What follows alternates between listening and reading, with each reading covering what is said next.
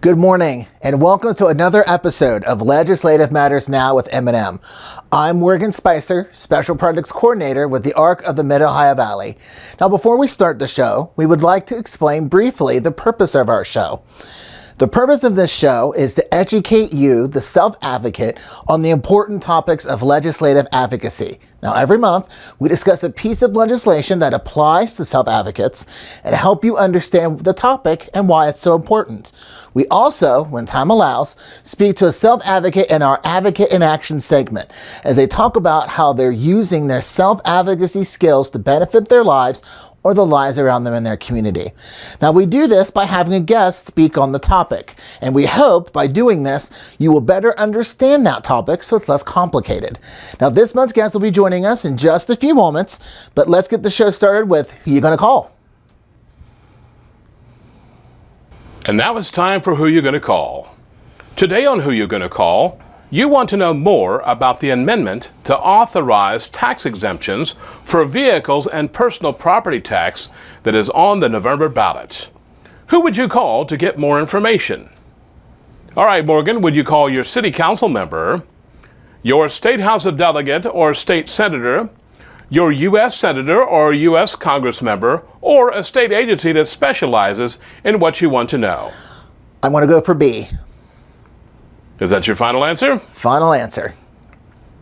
And you would be correct. Your state house of delegate or your state senator. Amendment 1 would change the wording of Article 10 of the West Virginia Constitution to exempt tangible, which means something you can physically touch, personal property used for business activities, and personal property tax on motor vehicles from ad valorem property taxes. Ad valorem is a Latin word that means based on the assessed value of that item. The general nature of state constitutions is based upon the type of powers that state governments possess and exercise. It is a general outline of government and what they are allowed to do and what the people can do. It includes a Bill of Rights, general dates for elections, and the organization of government, including that there will be a legislature, office of the governor, attorney general, the secretary of state, and offices like that. And it also outlines county and city government and the ability to tax people. To better explain this, today's guest will be talking about this important amendment as well as clarify how it will work and why it's on the ballot in November. Today we will be speaking to West Virginia State Senator Eric Tarr of Putnam County. He was elected to the Senate in 2018 and is on several committees, including the Chair of Finance and Economic Development. Thanks so much, Senator Tarr, for joining us today, and welcome to the show. Now, first question is, this is one of the amendments on the upcoming ballot in November, and this is Amendment number 1.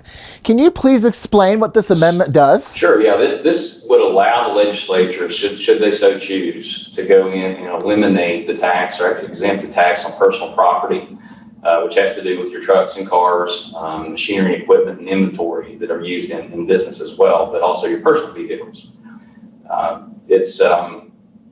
There are other species of property that the Constitution allows the legislature to exempt from taxation, but these aren't listed in there presently.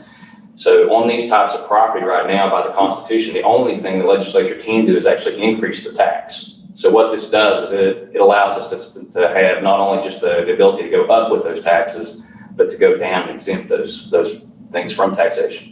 Could you please explain why this is a constitutional amendment instead of just you and the other senators and House members passing a bill during a session and having the governor sign it and make that happen? What makes this different? Great question.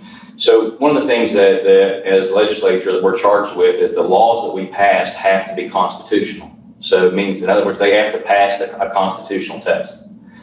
And so if we were to go in and pass a bill now that said we're going to exempt from taxation your vehicles. So right now, everybody pays almost like a 13th payment on the car every year if you own a car or truck.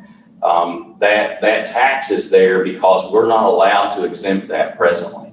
If we went past the law to exempt it now, then it would be declared unconstitutional because it's just the Constitution explicitly says that property is taxed and it puts a maximum value on what the tax can be. What the amendment does is it allows the people of West Virginia to go in and say, we think the Constitution of West Virginia should be changed. Now, in order to get there, it takes a 2/3 vote of the entire legislature. So we had to have 23 votes in the Senate, and we had to have 67 votes in the House to go in and say, to put this on the ballot as a referendum, so that when people go to vote in November, they'll have the option to say, yes, we want to, or no, that we want to amend our Constitution to say that the legislature can go in and exempt our vehicles from taxation. And so after that, if we pass that, then it would pass constitutional muster. It's my understanding that this gives the passage, the signing or approval, and that to the people. So the governor can't veto it if it passes. And then the legislature can act based on the now amended Constitution. That's correct. Yeah, anytime we pass a law, we pass a bill to become law. So once it leaves the legislature, it goes to the governor to either sign it, not sign it, or veto it. And if he signs it, or if he just doesn't sign it but doesn't veto it, eventually becomes law. Now, if he vetoes it, it comes back to the legislature, if we're still in session, to go in. We could either override that veto with a simple majority or let the veto stand. And so, but a resolution is different. And that's what the law. So in order to put an amendment on the ballot so that people can go vote, that is purely a legislative function. It does not go to the governor.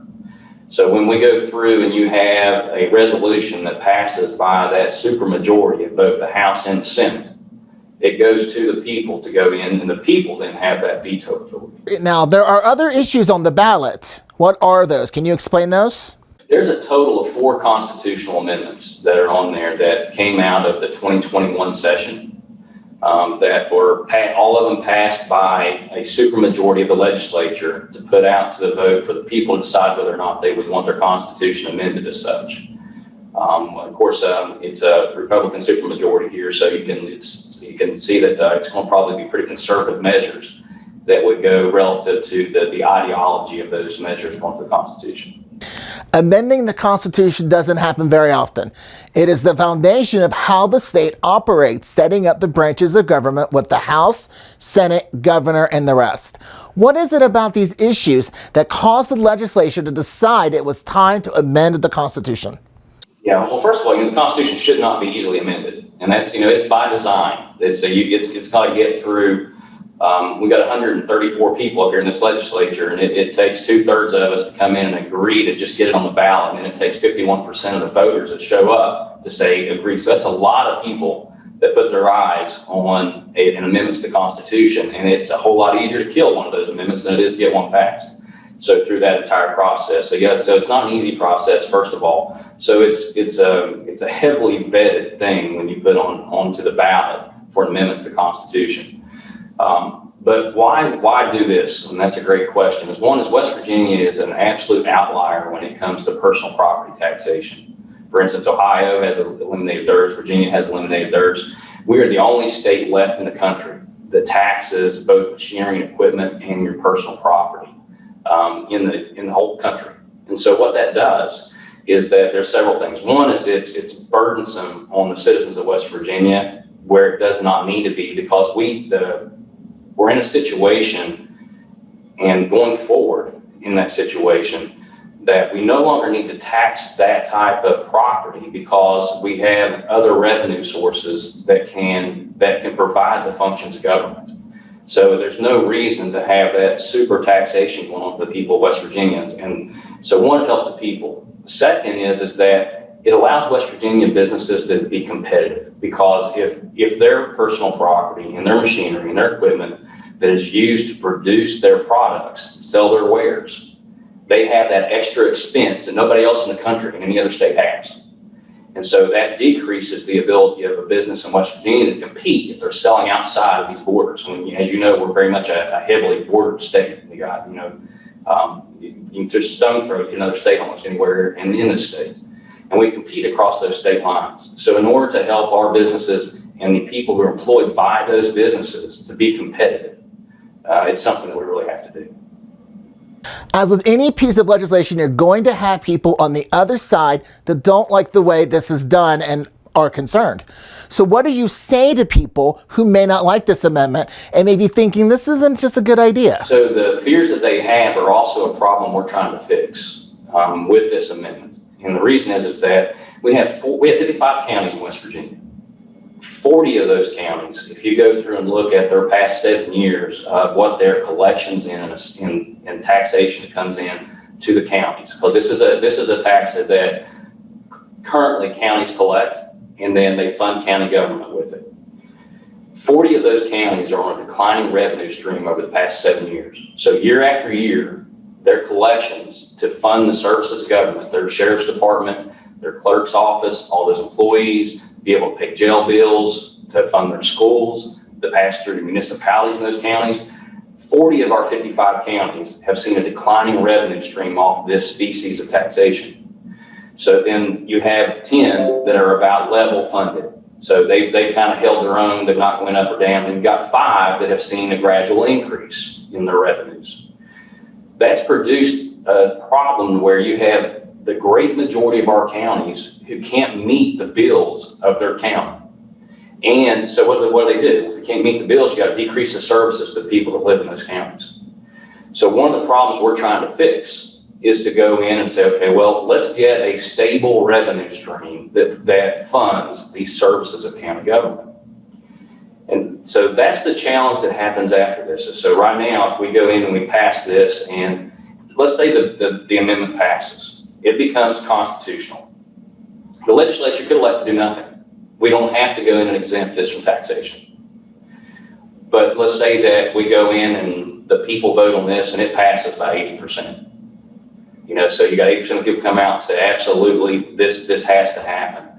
Well, then I think that's a mandate on the legislature at that point to go in and say, the people have spoken and said that the legislature should look at eliminating this tax and finding a different way to fund our counties.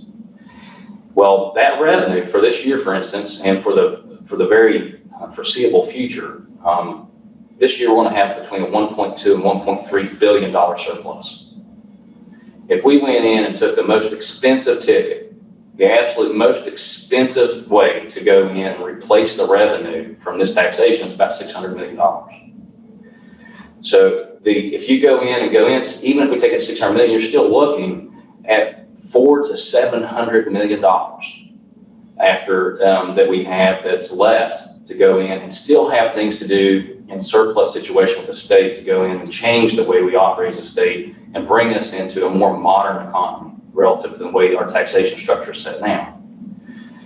So those counties, and I've been talking to the Association of Counties very frequently with their leadership and with the whole body at times, meeting with them and answering those questions and concerns about what's it look like. So let's say that we go in and say, well, we're worried, where's that revenue going to come from? What would happen is that that funding would now start coming from the other sources of revenue that come into the state. So that's your sales tax, that's your income tax, that's your corporate net income tax, severance tax, those tax structures that are producing all those surpluses that we see at a state level. So while we're seeing those surpluses at a state level, you have all these counties that are seeing a declining revenue stream. So there's an imbalance. And part of the reason is it's just that system of taxation is antiquated relative to the rest of the country. So we go in, we adjust that, and then what we can do is we can level fund those counties at a higher level of collections than they've seen. So you're going to have 40 counties that are significantly way better off than they are now, able to pay their bills, able to deliver those services. You're going to have those 10 counties that go up a little bit, and then you're going to have 5 counties that still go up even a little bit. That's possible and still have significant surpluses. And what it becomes is an overall part of the budget. It's not built off the surplus section. That then becomes a base of the state budget, that when the governor introduces it, it'd be required that this is part of what the state funds through those sources of taxation. And we don't have to increase those taxes to do that. In fact, there's still room to decrease them. Why is it important for everyone, including self-advocates, to make sure they're registered to vote so they can make their voice heard during the election in November on these important issues? To me, that's a personal and a political question. So, to me personally, I'll just tell you, I just think it's a duty.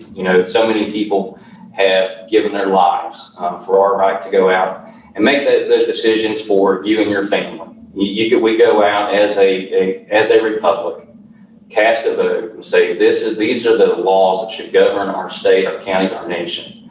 And there are people in your families, I'm sure, and the people in your audience and their families have had members that have been in service, that have fought and died and sacrificed, and their families sacrificed while they're away to make sure that we maintain that right to vote.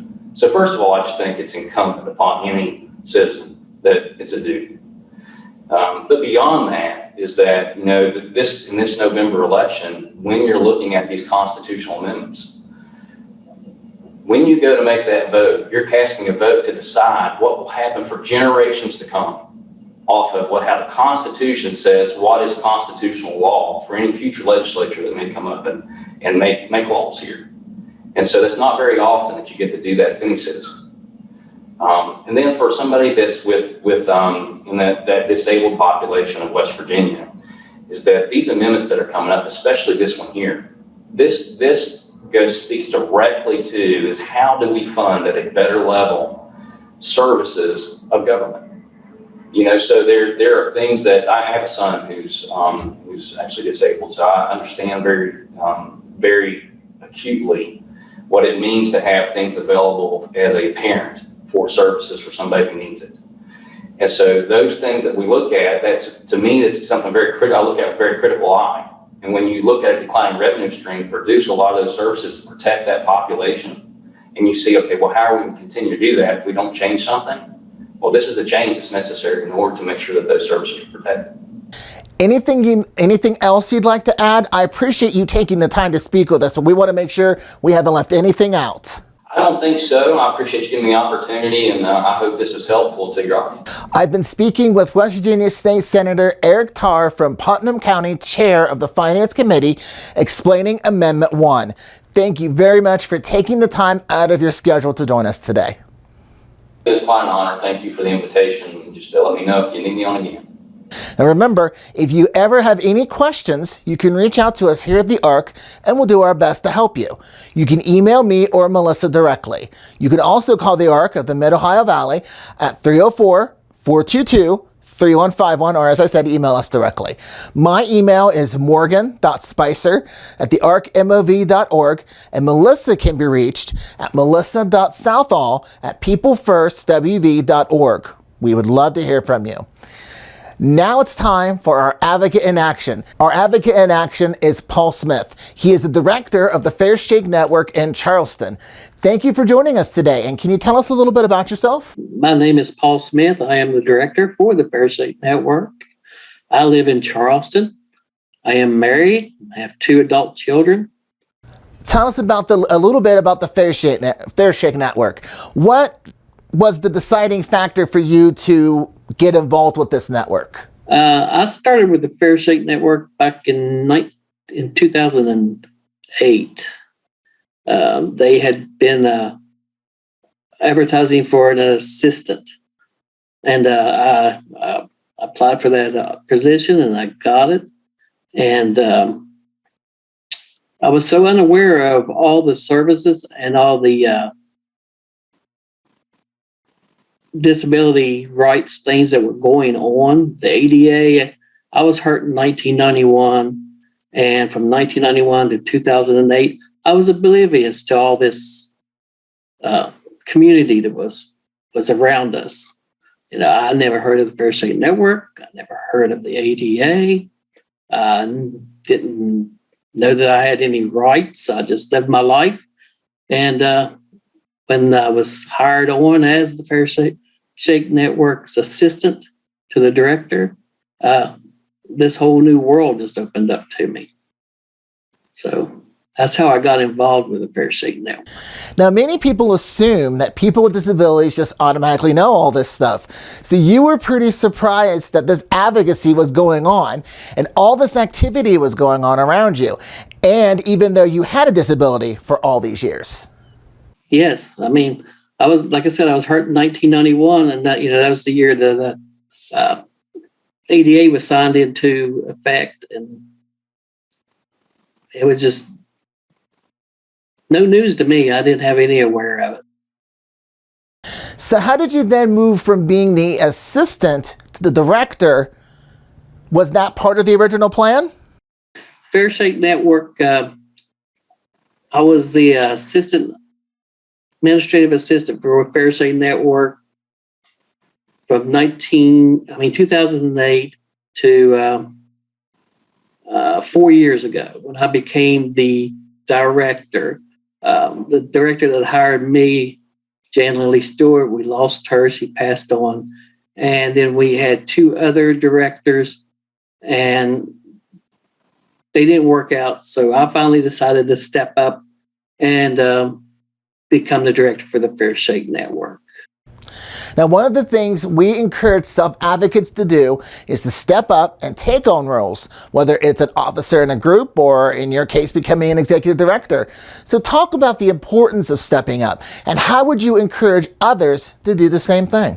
The main reason I stepped up was because after we lost Jan, and then we went through two directors, one lasted just a little bit over a year, the other one just about a year. It felt like Fair Shake was treading on water. We would start back on our path, and then we would have to start over again. And I felt like it was really hurting the network. And I thought, well, I'll step up, do my best, and see if we can keep it on instead of starting over. For anyone that doesn't know about the Fair Shake Network, could you give us some details about it? How would someone want to join the Fair Shake Network? Fair Shake Network is West Virginia's only statewide cross-disability advocacy organization. We are a grassroots organization, and we are membership-based. The Fair Shake Network educates policymakers and the public on issues that affect people with disabilities. We monitor legislation. We do trainings on self-advocacy. And we do other trainings as well, like self-determination and others. Any qualifications? Do you have to have a disability? Or how does someone join? How does someone join that? Do they have to have a disability? No. As long as you are someone who believes in our philosophy and our mission, you're welcome to join the Fair Shake Network. You can join by going to our website at fairshake.org and downloading an application. You can call the office at 304-766-0061 or email at fsn@fairshake.org. And I'll send you out an application. We do have membership dues for individuals, which is $20 a year. But if that is a hardship and you are a person with a disability, we do offer free memberships because we don't want to hinder anybody from not being able to participate and become a self-advocate. The foundation of what you all do is self-advocacy, and you're a part of this segment because you are an advocate yourself in action working with this organization. So what does self-advocacy mean to you, and why is it so important? Well, self-advocacy is basically making sure that you get treated just as fair as everybody else. If you see something that is not right, that you feel like is not respecting you or what you feel is inclusion, speak up. Say something to change it. Help work to change it. It could be as small as going to a local store and bringing the acknowledgement of a barrier to the storekeeper. That's one way you could do it. Or if it's something as grand as testifying at a hearing for the legislators. Everything all helps. Now, as an organization, once an issue comes up, it isn't always over and done with after one session. Can you give us an example of something you have to keep monitoring? I don't know, but one thing does come to my mind, and it may be just a little thing, but when I started working with the Fair Shake Network back in 2008, every single legislative session that we have attended, the West Virginia helmet law for motorcycle drivers has come up. It is something that comes up every year, and every year you just can't give up. You got to go in there and you got to say, okay, well, we won last year, but here it is again. You just got to keep at it. Don't give up, because I know sooner or later, if you give up, you're going to lose. One of the events that People First participates in is Disability Advocacy Day and the training the day before. Can you talk about that a little? We also do a training, a legislative training once a year during this legislative session. And that's to teach self-advocacy and to bring awareness to issues that affect people with disabilities. And most usually than not, it's issues that is going to come up in the legislature that session. So we bring people in, we help support them to come in through a grant from West Virginia Disabilities Council, and we train them on self-advocacy, and we discuss those issues. Then the next day is our Disability Advocacy Day at the Capitol, where they can take the skills that they learned during that training and put them into effect at the legislature. They could also learn how the legislative process works. They can see how it works. They can attend the sessions and meet with their legislators. We're there all together at one time to show our strength. We bring in organizations from across the state to set up displays and give out information to the attendees. And this gives a great opportunity to network with one another and to learn about new services that you may not know about, as well as getting to know your legislatures and how the legislative process works. Now, how does the day impact the lawmakers? It builds a relationship. We usually have legislators actually participate in our rally, and that we have that morning of Disability Advocacy Day. We also have built a relationship with them to where if an issue comes up and they have questions, they will call our office and ask where we stand on that and how the disability community, looks at that issue. So it really is strong to build relationships with the legislators. And they know who the Fair Shake Network is, and they know what the Disability Advocacy Day is at the Capitol. And a little side note, they all know what our ice cream social is that we have at the end of the legislative session. Okay, so you're practicing what you teach people. Yes, they're very important. Anything else you'd like to add? No, the only thing I have to add would be is if you are involved in the self-advocacy movement, don't give up. I know we've had a strange past 2 years, and people have kind of started sitting back on their hands, but I urge you to get out and get active. And if you're not involved in the self-advocacy movement, that you would, with the Fair Shake Network, People First, maybe even just a small community group, but get active, because everybody can contribute, and your voice is important. We've been speaking to Paul Smith. Thank you, Paul, for being on the show today, and he is the executive director of the Fair Shake Network. So thanks again for joining us. Well, thanks for having me. I enjoyed it. Remember, if you want to be featured on a segment of Advocate in Action and are using your self-advocacy skills in a positive light, please reach out to us here at the ARC. Again, you can call us here at 304-422-3699. 3151 or email me or Melissa directly. My email address is morgan.spicer@thearcmov.org, and Melissa can be reached at melissa.southall@peoplefirstwv.org. We would love to hear from you and potentially have you as a future guest on Advocate in Action. Unfortunately, we're out of time for this month's episode. We want to thank West Virginia State Senator Eric Tarr, as well as our Advocate in Action, Paul Smith, for taking the time to speak with us today. Until next time, remember, advocacy matters, and so do you. See you next time.